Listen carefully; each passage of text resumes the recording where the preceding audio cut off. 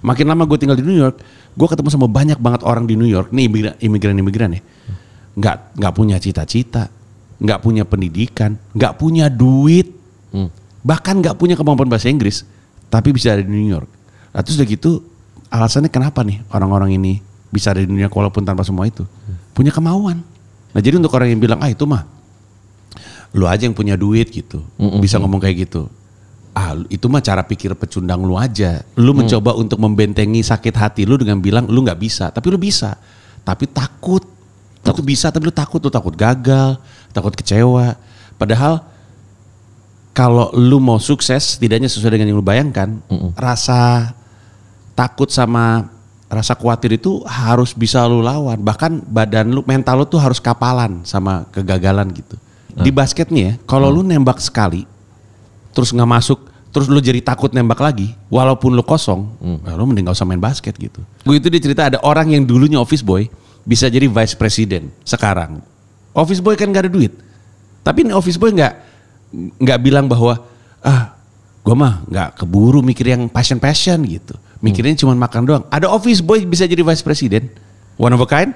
Soeharto nggak lulus SD, one of a kind. Megawati nggak lulus kuliah, Ki Hajar Dewantoro tidak kuliah, lulusan SMA jadi Bapak Pendidikan Republik Indonesia. Tapi dari jumlah rakyat kita yang segitu banyak cuma 4 dan 5 orang masih bisa dihitung pakai jari kan? Karena gitu. hanya orang-orang itu yang punya nyali dan punya keberanian.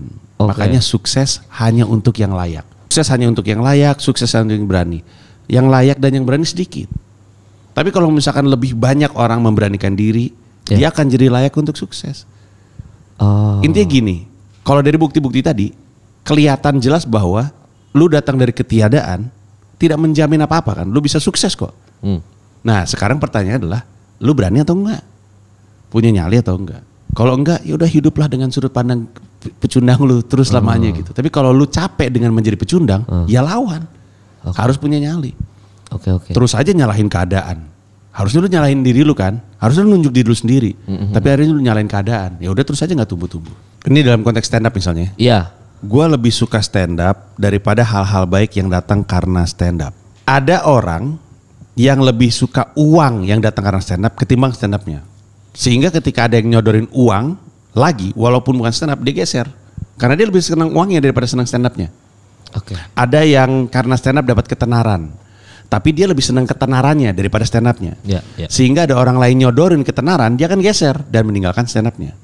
Nah gue tuh lebih senang stand up daripada semua. Kalau orang nggak percaya sama omongan gue, bohong lah si Panji. Kenapa gue pindah ke New York? Gue ninggalin semua ini loh. Gue nggak punya uang, ngulang dari nol, nggak ada transportasi. Gue dibayar $15 per manggung. Bandingin dengan duit yang gue bisa terima sekali manggung di sini. Kalau emang gue lebih suka uang dan ketenaran, nggak pindah gue dari Jakarta. Di New York gue bukan siapa-siapa. Pas open mic aja gue di pojokan. Karena gue lebih senang stand up daripada duit, nggak distracted gue. Tapi ada orang-orang yang datang ke stand up dan gak apa-apa juga. Cuman ini menjelaskan aja kenapa gue lebih konsisten di stand up. Ada orang yang memulai dari stand up, terus dapat ketenaran. Ketenarannya kadang-kadang datang dari TV, kadang-kadang dari film, kadang-kadang dari yang lain. Geser tuh dia ke sana tuh karena yang dia cari ketenarannya.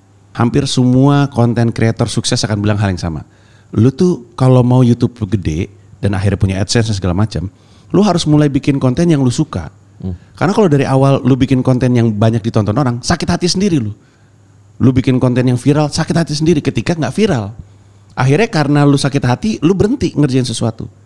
Kalau lu bikin video yang lu suka, lu gak peduli yang nonton dikit atau banyak, viral atau enggak, ada AdSense atau enggak. Lu bikin terus karena lu suka. Lama-lama subscriber 10 jadi 1000, 1000 jadi 1 juta, 1 juta jadi 10 juta. Karena lu ngerjain yang lu suka. Tapi kalau misalkan lu bikin video YouTube karena berharap viral, giliran gak viral, nanti lu kecewa sendiri, nanti lu stres gitu. Mau itu YouTube ataupun stand up, kalau lu lebih senang apa yang lu kerjain ketimbang hal-hal baik yang datang dari apa yang lu kerjain tersebut, lu akan konsisten di situ karena nggak distracted gitu. Gua nggak terlalu mempermasalahkan apa yang orang katakan atau apa yang orang berikan. Orang gua seneng ngerjain ini, ada duit nggak ada duit, gue tetap kerjain gitu. Nah itu menurut gue yang harus dicari. Kita semua tuh harus nyari sesuatu yang kita seneng ngerjain. Ada duit nggak ada duit itu kita seneng ngerjain. Karena kalau kita seneng ngerjain, kita jadi manjang. Kalau kita panjang, kita jadi punya pengalaman. Pengalaman itu yang kemudian akan membuat ini semua jadi berharga gitu. Dan ternyata passion gue adalah membuat orang merasa. Oke. Kalau lu ngerasain sesuatu dan itu gue yang taruh, gue bahagia tuh. Jadi semua pekerjaan yang membuat gue bisa ngasih peluang untuk ngasih perasaan ke orang, itu gue kerjain. Stand up, ngerjain YouTube, nulis film, Nulis buku, termasuk nge-rap. Gue tuh seneng bikin orang ngerasa. Kalau lu ngerasain entah itu jadi semangat, atau jadi bahagia, atau merasakan sesuatu yang romantis, atau apapun lah. Kalau gue yang naro, gue bahagia. Ini gue lakukan sih, Ji. Kan gue sering dibilang, Kemal nge-rap, nanti ngeband. Itu orang yang gak punya bakat malah ngomong kayak gitu mal. Dia gak ngerti dia. Bener gak gue? Udah gak punya bakat. Ya. Kalau dia punya banyak bakat, dia gak akan mempermasalahkan lu. Karena dia ngerti, gue ngerti kok. Yang Kemal lagi lakuin, gue juga kayak gitu. Tapi mereka gak punya bakat mal. Lu gak punya bakat. Abis lu mau menjatuhkan orang ke level lu. Kalau lu mau bahagia, jangan tarik orang ke bawah, lu naik ke atas. Karena mereka ngelihat dunia tuh lewat kacamata dia. Dia nggak nangkep gitu. Di kepala dia tuh nggak masuk gitu. Dan nggak apa-apa. Cuman ketika mereka ngomelnya tuh membuat kesannya lu yang salah. Padahal enggak. Lu nggak apa-apa, mereka juga nggak apa-apa. Udah nggak usah saling salahin aja gitu. Bung Karno itu presiden, tapi arsitek juga. Iya. Bener. Iya, orang dia bikin banyak gedung gitu. Lovers. Lover boy, betul sekali. Iya, lover boy.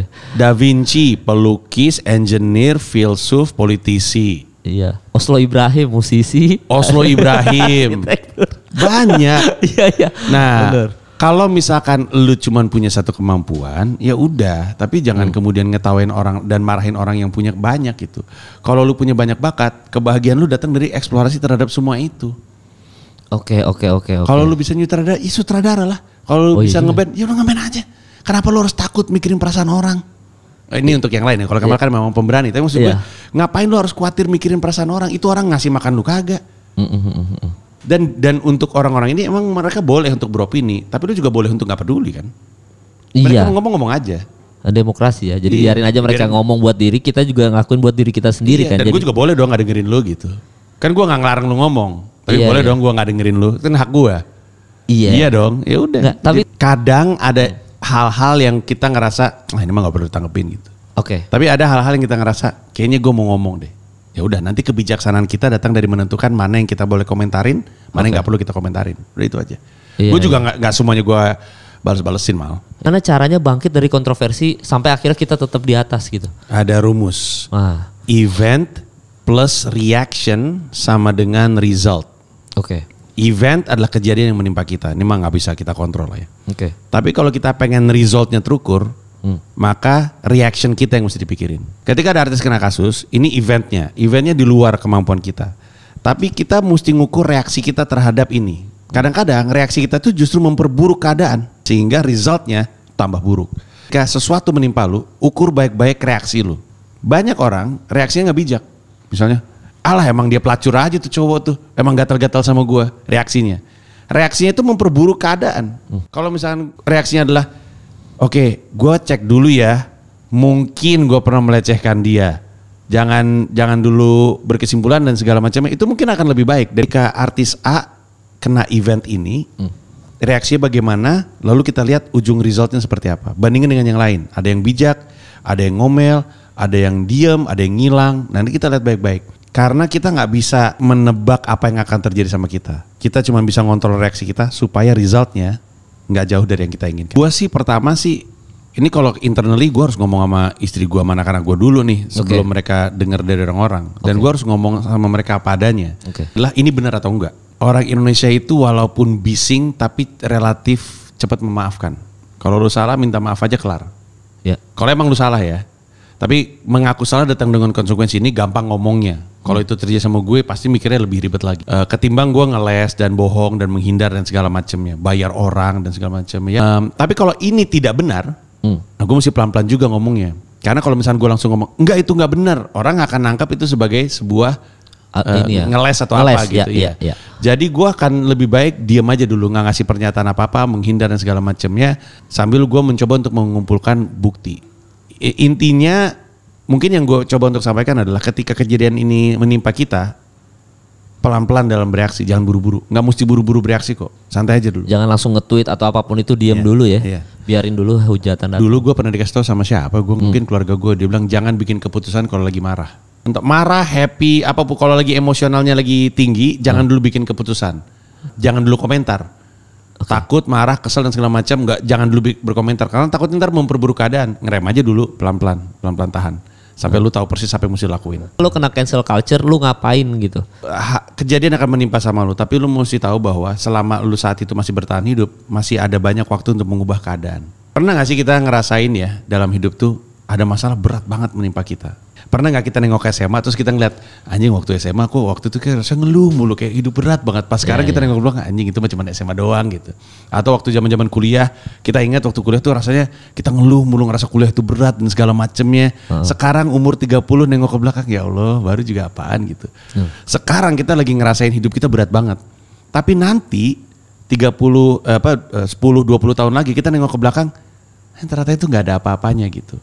Nah yang mau gue sampaikan adalah dalam hidup kita tuh kadang terasa berat karena kita pikir kita harus tahu solusinya.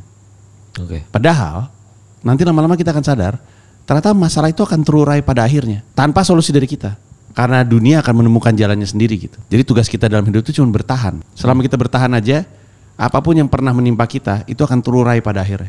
Jadi intinya kalaupun cancel culture menimpa lu ataupun gua, bisa jadi itu terjadi karena memang benar kita bersalah, bisa jadi itu menimpa kita walaupun itu bohong dan fitnah dan segala macam ya, tapi kita keburu kena dampaknya. Kalau kita bertahan aja, walaupun kita nggak tahu nih masalah solusinya seperti apa, tapi kalau kita bertahan aja, nanti hidup akan menguraikan masalahnya sendiri pada akhir. Semua akan teruraikan. Habis itu kita sadar bahwa tiba-tiba udah 5 tahun ya dari kejadian tersebut.